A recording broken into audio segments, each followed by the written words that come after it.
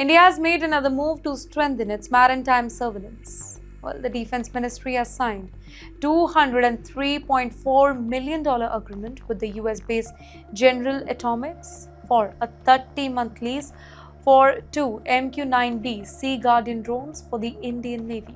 And you know why it's important? It is important because these are not any ordinary drones. The Sea Guardian is designed for long duration surveillance over enormous areas.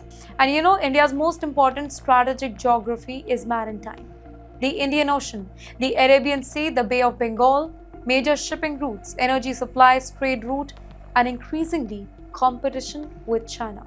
According to the reports, the leased aircraft, it will strengthen India's maritime domain awareness by providing persistent intelligence, surveillance, and other capabilities. And you know, there is a reason the lease is for 30 months. It is a bridge. India has already signed a much larger agreement for 31 MQ-9B system. So this temporary lease that helps fill an operational gap while the larger fleet it is being delivered. Well, the bigger deal signed in 2024, it covers drones for all three branches of India's military: the Navy, the Army, and the Air Force. The package also includes advanced sensors, weapons, and plans for a maintenance and repair facility here in India. So this is not simply an American product that is being bought by India. It is part of a much bigger military relationship. India gets surveillance, America gets deeper defense partnership, and the Indian Ocean gets another layer of monitoring. Ladies and gentlemen, in a world of submarines, piracy, shipping disruptions, and rising naval competition, information can be as valuable as weapons. You cannot protect what you cannot see. And these systems are designed to help India see much farther. For years, many Indians who worked in Dubai, America, Singapore, or elsewhere built savings and investment abroad. Then they came back home and a simple question emerged.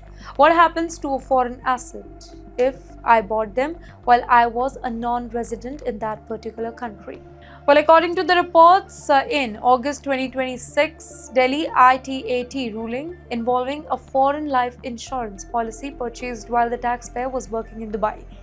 Well, the policy later matured after the person had returned to India. Well, the tax department has treated the maturity process as a taxable one and raises issues under India's black money law. The taxpayer challenged that position and the tribunal ruled in his favor on the core issues described in the report.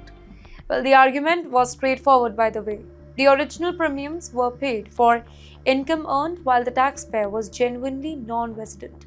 That foreign income was not taxable in India at that point of time. So according to the ruling that was described, you cannot simply take that clean foreign wealth years later and label it as black money just because the asset exists outside India. And you know, that is an important principle here. But wait, here's the catch. Documentation matters a lot here. Bank statements matters. Premium receipt, foreign salary record, proof of residency, Indian tax record, everything. You know why? Because the difference between legitimate foreign wealth and undisclosed foreign wealth, it can come down to whether you can show where the money came from. The report also emphasizes Schedule FA disclosures once a person becomes a resident for whom such reporting is required. So the message for returning NRIs is not you don't have to report anything. The message is understand what you must report and keep proof of where your money came from. Because let's be honest here, if your money is legitimate, well, the stronger defense is often the paper trail that proves it.